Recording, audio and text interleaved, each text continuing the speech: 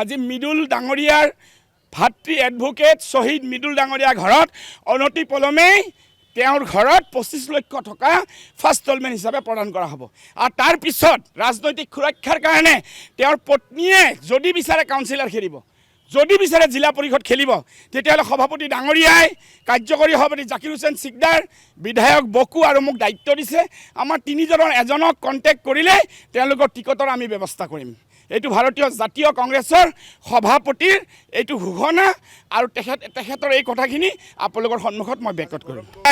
সাংসদৰ ভিতৰত বাৰম্বাৰ তুচ্ছ তাচ্ছিল্য যিদৰে কৰিছে ভাৰতীয় জাতীয় কংগ্ৰেছে, all India Congress committee Assam চেপ্টাৰে, অসম প্ৰদেশ কংগ্ৰেছ কমিটিৰ সভাপতিৰ নেতৃত্বত আজি আমি অমিত শ্বাহ ডাঙৰীয়াৰ প্ৰতিমূৰ্তি দাহন কৰিছোঁ, প্ৰতিবাদ কৰিছোঁ। আৰু এই প্ৰতিবাদ অসমৰ কোনাই কোনাই চলিব। বাবা চাহেব আম্বেদকাৰৰ সংবিধানক যিদৰে অমিত শ্বাহে তুচ্ছ তাচ্ছিল্য কৰিছে, ইয়াক কেতিয়াও সহ্য কৰা নহ'ব।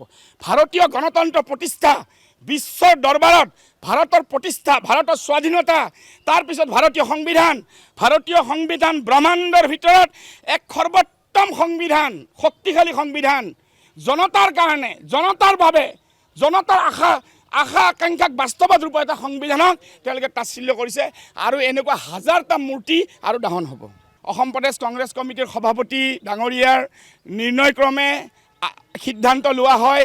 অল ইণ্ডিয়া কংগ্ৰেছ কমিটি, আমাৰ সাংসদসকল, বিধায়ক দলৰ বিধায়কসকল, অসম প্ৰদেশ কংগ্ৰেছ কমিটিৰ বিষয়ববীয়াসকল প্ৰত্যেকে মিলি আজি মৃদুল ডাঙৰীয়াৰ ভাতৃ এডভোকেট শ্বহীদ মৃদুল ডাঙৰীয়াৰ ঘৰত অনতি পলমেই তেওঁৰ ঘৰত 25 লক্ষ টকা ফাৰ্ষ্ট ইনষ্টলমেণ্ট হিচাপে প্ৰদান কৰা হ'ব। আৰু তাৰ পিছত ৰাজনৈতিক সুৰক্ষাৰ কাৰণে তেওঁৰ পত্নীয়ে যদি বিচাৰে কাউন্সিলৰ খেলিব, যদি বিচাৰে জিলা পৰিষদ খেলিব, তেতিয়াহ'লে সভাপতি ডাঙৰীয়াই, কাৰ্যকৰী সভাপতি জাকিৰ হুছেইন সিকদাৰ, বিধায়ক বকু আৰু মোক দায়িত্ব দিছে। আমাৰ তিনিজনৰ এজনক কণ্টেক্ট কৰিলে তেওঁলোকৰ টিকটৰ আমি ব্যৱস্থা কৰিম। এইটো ভাৰতীয় জাতীয় কংগ্ৰেছৰ সভাপতিৰ এইটো ঘোষণা আৰু তেখেতৰ এই কথাখিনি আপোনালোকৰ সন্মুখত মই ব্যক্ত কৰিম। 3টা বিচত তেওঁ নামিব।